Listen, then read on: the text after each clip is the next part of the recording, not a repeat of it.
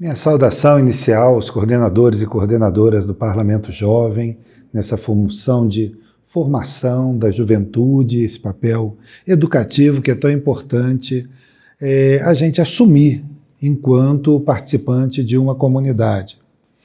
Diante do desafio colocado na escolha do tema, que é a melhoria do ensino escolar, é necessário a gente pensar em algumas dimensões que são fundamentais para esse avanço que todo mundo pretende na educação, né? Entender esse ambiente de ensino-aprendizagem, compreender melhor a importância das desigualdades que nós vivemos em sociedade, as desigualdades sociais, e a sua relação com a educação, e, por fim, e num momento que é muito especial, é pensar sobre a gestão democrática, como e qual o papel da gestão democrática naquilo que é a construção do próprio sistema educativo que nós vivemos.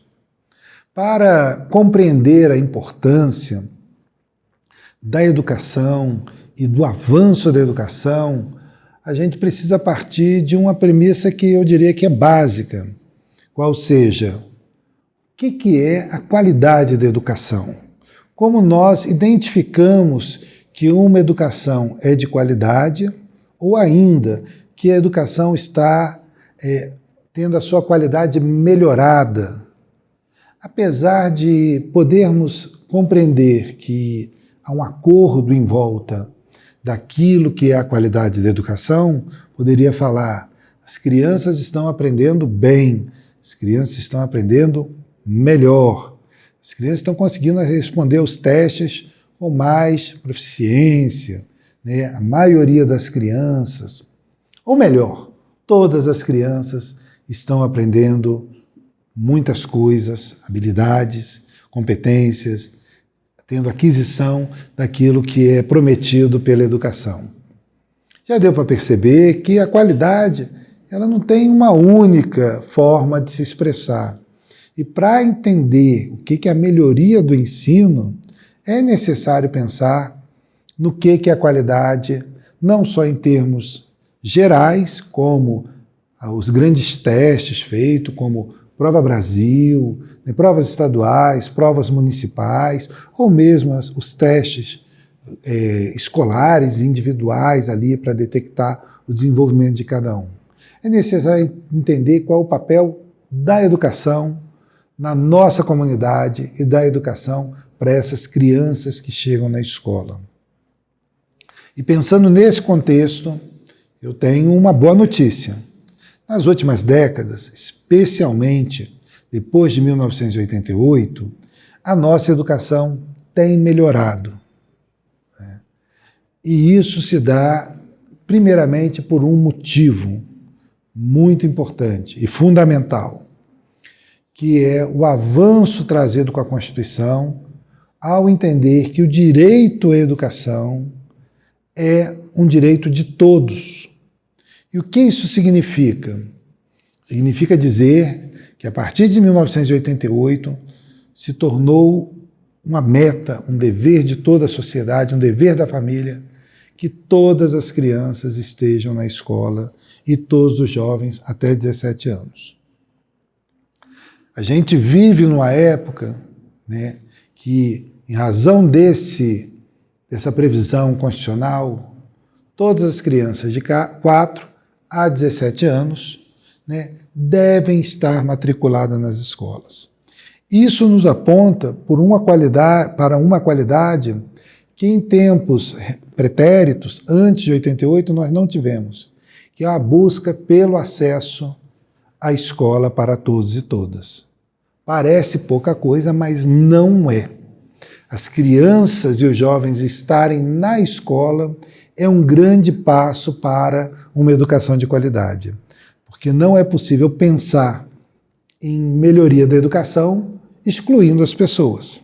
É necessário contar para esses jovens, para essas crianças, que elas importam, e essa sociedade está acolhendo, através da escola, a sua parceria no desenvolvimento, a participação nesse desenvolvimento das crianças e dos jovens, juntamente com a família. Então, a família precisa ser entendida como uma parceira naquilo que é o direito das crianças e jovens de estarem na escola. E os indicadores também de alfabetização, né, alfabetização matemática, alfabetização científica, todos eles têm tido, né, melhorias. Não está nem próximo do ideal, mas é possível dizer que estão melhorando. E por isso nós devemos nos voltar para a escola de uma maneira extremamente positiva e acolhedora, compreendendo e estimulando o trabalho feito por professores e professoras. Melhorar o ambiente, né, do processo de ensino-aprendizagem é acolher e dar apoio aos atores e atrizes que participam da vida escolar, diretores e diretoras, professores e professoras, os funcionários que participam ativamente, são profissionais da educação, e as crianças e os jovens, que ali são o nosso principal objetivo, a garantia desse direito. Isso não pode ser perdido de vista, tá? Que tudo está girando em torno, quando a gente fala da melhoria do ensino escolar, a garantia desses sujeitos no acesso ao conhecimento proporcionado pela escola, no acesso àquilo que é os processos de socialização, de encontro com os colegas, com as diferenças, com a diversidade e de encontro com o conhecimento. Pensar nessa perspectiva, né, é pensar numa educação onde a qualidade já está acontecendo. Obviamente, eu não tenho a mínima condição de dizer que a educação brasileira é uma educação de excelência quando a gente pensa na oferta que é feita para a totalidade. Temos por volta de 50 milhões de crianças e jovens na escola, e essa educação ela é muito desigual, né? Pensando especialmente na escola pública, onde nós temos quase 90% dos jovens matriculados no ensino médio, o percentual de jovens em escolas privadas é pouco mais de 10%, onde nós temos nas escolas públicas 75% das crianças e jovens também, ali de 6 até 15 anos, ou seja, nas escolas privadas 25%, nós temos que entender o papel que a escola pública tem dentro da nossa sociedade, dentro da nossa cidade, dentro da nossa comunidade. Essa escola pública, ela merece ser abraçada, ela merece ser acolhida, ela merece ser valorizada, assim como os seus sujeitos, aqueles que participam do dia a dia da escola. E é através dessa discussão da participação e do dia a dia da escola que nós precisamos avançar no que tange a importância da gestão democrática. Também a partir da Constituição de 1988, a gestão democrática ela se tornou um princípio da educação brasileira. Isso vai estar tanto na Constituição como na Lei de Diretrizes e Bases. Então, pensando nessa gestão democrática, pensando nessa proposta trazida de debate pelo Parlamento Jovem e pensando no ano de 2024, nós temos uma conjunção de uma série de elementos que leva a efetivamente investirmos no debate educacional. 2024 vai ser o ano que nós completamos 10 anos do Plano Nacional de Educação, obviamente 2014, que foi elaborado com 20 metas, dentre as quais, né, elevar os níveis de alfabetização, a universalização da educação infantil de 4 a 5 anos, a universalização efetivamente do ensino médio, do ensino fundamental, o aumento do acesso ao ensino superior. Então, nesse ano de 2024, esse plano se encerra e, a partir desse plano, foram elaborados planos estaduais, nós temos um plano mineiro de educação e também planos municipais de educação. Assim, é necessário conhecer os detalhes de cada plano, de cada município, para nós investigarmos qual é o diagnóstico que nós podemos fazer desse investimento ocorrido nos últimos 10 anos em prol das 20 metas, sendo que o município poderia elaborar até mais de 20 metas, mas essas 20 metas derivadas do Plano Nacional, elas eram obrigatórias. Então, muitas vezes, a gente vê uma repetição dessas metas previstas no Plano Nacional de Educação. Já é sabido que a maioria esmagadora não conseguiu cumprir, se não a totalidade, não conseguiu cumprir as 20 metas. Uma indagação que fica é quais foram as razões, quais foram os obstáculos, ou ainda, quando a gente vê uma meta cumprida, por que ela foi cumprida? Qual foi o tipo de investimento feito? Por que nós conseguimos chegar em alguma meta estabelecida e em outra não? Chamar toda a comunidade para o debate de um novo plano apontando para os 10 anos vindouros é um aspecto, uma dimensão importante quando falamos da melhoria do ensino escolar, quando falamos principalmente da participação da melhoria. Quem deve ser chamado a participar da construção do novo plano, no caso, municipal de educação? Pensando na gestão democrática, nós devemos envolver cada vez mais a comunidade, não só a comunidade escolar, para que essa comunidade escolar se sinta valorizada por toda a comunidade, não se sinta responsabilizada isoladamente pelos problemas que nós sabemos que a educação tem, né, e nós vamos chegar naquilo que é um debate sobre os problemas de ensino-aprendizagem. Mas antes disso, pensar nessa participação através de conselhos, especialmente o Conselho Municipal de Educação. Quem são os participantes do Conselho Municipal de Educação? Como nós temos participantes mais comprometidos com a melhoria da qualidade da educação? Quais são os significados dessa melhoria da qualidade da educação, a melhoria do ensino, a melhoria do ambiente escolar? Isso deve ser participado a todos e responsabilidade de todos. Mas não somente o Conselho Municipal, mas o Conselho Escolar, os participantes da escola, os pais, mães e especialmente os jovens que devem ter momentos privilegiados de participação com a escuta. Tá? É necessário entender que a participação se faz com a escuta e a tomada de decisão, né, em conjunto. A gente deve buscar, né, construir com as juventudes, né, construir com os sujeitos, e não apenas construir para os sujeitos. Essa perspectiva é uma perspectiva muito autoritária, como se a gente fosse capaz de resolver sozinho todos os problemas. A gente tem que conversar com aqueles que estão envolvidos diretamente. Quem está envolvido diretamente? Especialmente professores e professoras, os estudantes e aqueles que são seus responsáveis, a família. Essa comunidade ela tem que ser valorizada para que se valorize a educação.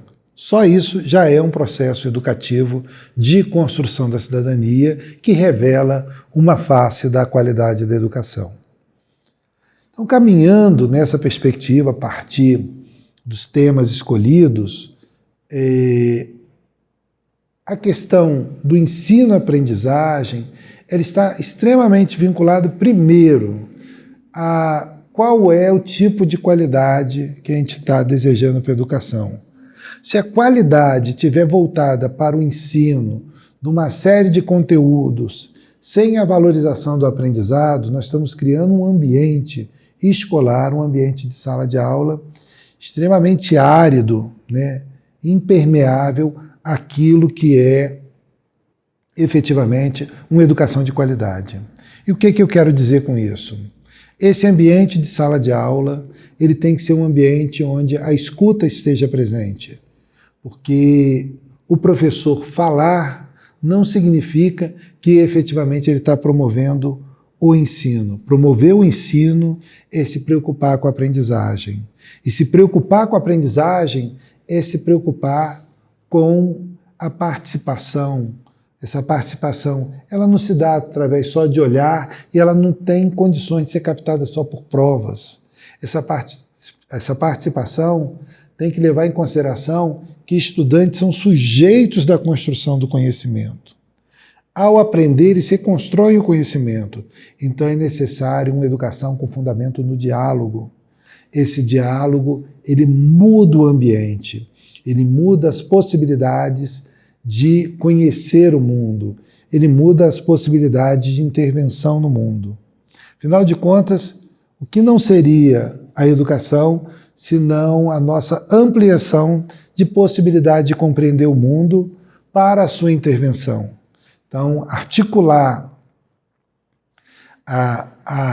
o interior da sala de aula, ou articular no interior da sala de aula, um lugar de fala e de escuta, onde todos, respeitosamente, respeitando as posições que muitas vezes são antagônicas, contrárias, mas que têm possibilidades de serem convergentes em prol da construção do conhecimento, é uma dimensão importantíssima quando a gente fala da melhoria do ensino e da melhoria do ambiente do ensino.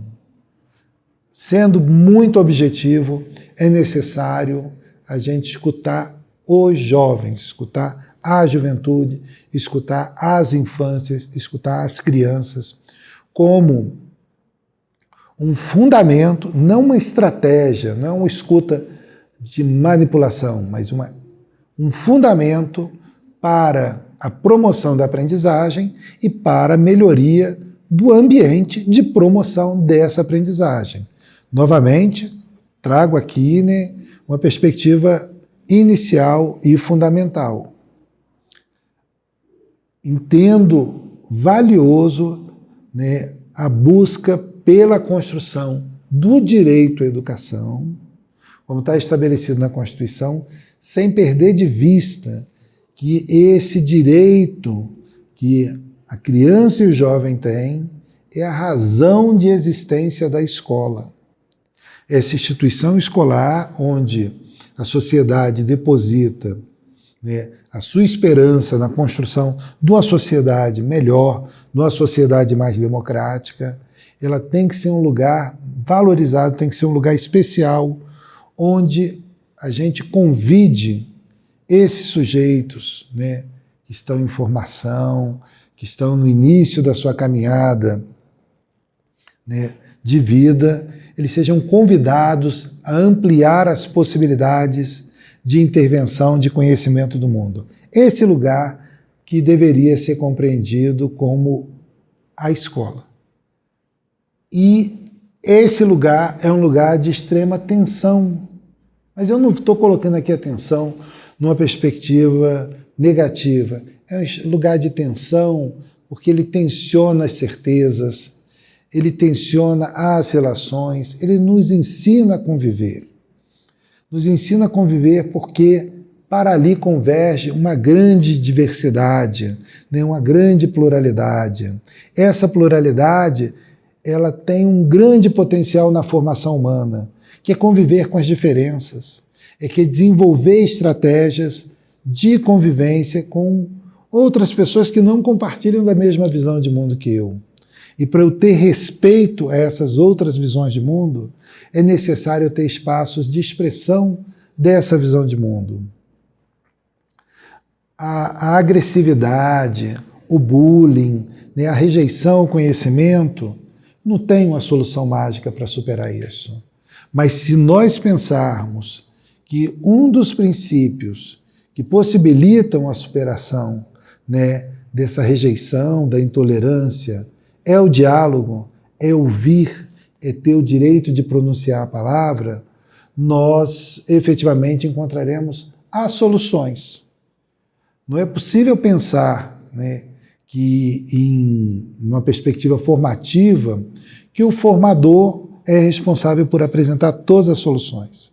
As soluções para a escola, e voltando à gestão democrática, as soluções elas são construídas conforme a realidade existente. E essa realidade ela pode estar sendo experienciada, vivida de uma maneira mais desigual, mas com pessoas em situação de vulnerabilidade, e é importantíssimo a gente reconhecer que a criança e o jovem, quando entra na escola, ele não deixa o mundo que ele vive para trás, todas as questões que ele tem fora da escola penetram a escola, toda a bagagem cultural que a família promove vai com ele junto para a escola, ou toda a bagagem cultural que a família não consegue promover também está com ele dentro da escola. Por isso é necessário entender essa relação entre a vulnerabilidade social e os próprios resultados que a escola tem a possibilidade de dar. Crianças e jovens em situação de extrema vulnerabilidade têm maior dificuldade em alcançar aquilo que a escola traça como objetivo de aprendizagem. É necessário compreender isso não para punir e nem simplesmente para fazer diagnóstico, produzir dados. É necessário intervenção, é necessário um acolhimento, cuidado, que promova efetivamente essa inclusão, né, desses jovens, onde essa desigualdade tem ali o seu dano provocado, já que a escola não pode tudo, né, mas esse dano provocado não pode ter a vítima do dano punida. Pois, se a gente pensar no jovem que está em situação de vulnerabilidade, chega à escola e ao todo tempo é constrangido, humilhado com notas e nunca recebe um apoio, nunca é ouvido, nunca tem suas preocupações assim mais preeminentes, né? Aquilo que é emergente, ouvido, esse jovem não vai gostar desse ambiente. Essa perspectiva de que os problemas ficam do lado de fora, ela é uma perspectiva muito ingênua e até mesmo cruel sobre as possibilidades que a educação tem e também sobre aquilo que o ser humano traz quando ele faz o investimento de estar dentro dessa instituição que é a escola. É necessário contar para esses jovens que as vidas são importantes, que eles importam, que eles merecem estar ali e que eles vão ser acolhidos, que as dificuldades deles vão ser compreendidas e que eles vão ter apoio na superação dessas dificuldades. Que a permanência na escola, até mesmo, né, durante mais tempo, é a necessidade de um apoio prolongado para esse jovem, né, para ele efetivamente superar aquilo que foi possível, né, do que ele não está conseguindo aprender. É necessário a gente compreender os próprios limites que os sujeitos têm ao chegar na escola, ao chegar em sala de aula, ao ter um ritmo padrão com todos os outros. Por isso, as desigualdades sociais, elas devem ser compreendidas como causas de desigualdades também educacionais. A bagagem cultural construída pela família influencia sobremaneira naquilo que é a construção da cultura que a escola promete.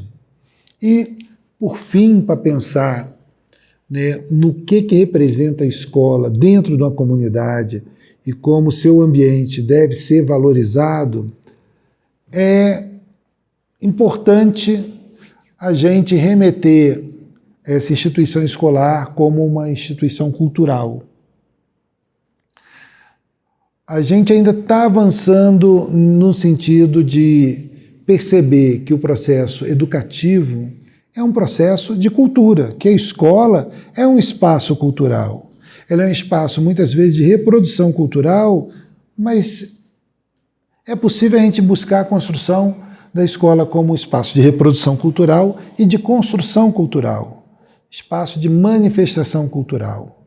Os jovens, eles têm muito poucos espaços dentro do município e cada vez menos para uma participação, para a produção cultural, para a expressão, para o encontro, para acesso àquilo que a gente tem de mais precioso na convivência humana, né, que é a produção de cultura.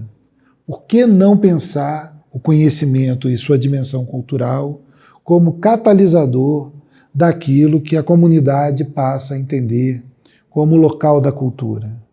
Se a gente subverte essa lógica que a escola é um lugar opressor, um lugar prescritivo, um lugar autoritário, e passamos a pensar a escola como um espaço que constrói a democracia, vivenciando a democracia, um espaço que reproduz a cultura, mas a transforma, nós vamos ter a escola como um lugar cada vez mais valorizado.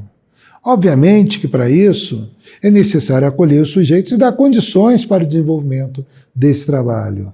É necessário valorizar esse espaço. É necessário abandonar o discurso que a escola pública, presta um mau serviço, porque esse serviço que ela presta é de responsabilidade comunitária. E só é possível a gente assumir essa responsabilidade com a participação, com a responsabilização de todos e todas que efetivamente têm a educação como a prioridade.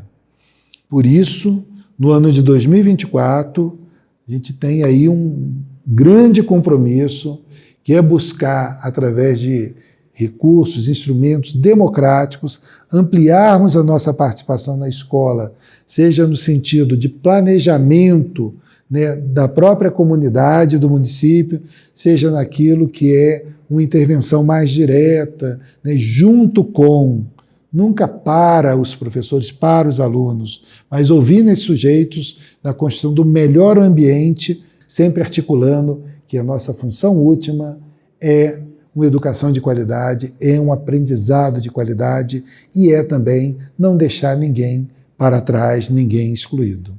Então, esse é, assim, o que eu queria compartilhar, é a minha partilha para essa grande responsabilidade que nós temos, né, não só agora em 2024, temos agora e sempre, que é o acolhimento das gerações futuras através de processos educativos, processos escolares. Um grande abraço e um bom trabalho, um bom 2024.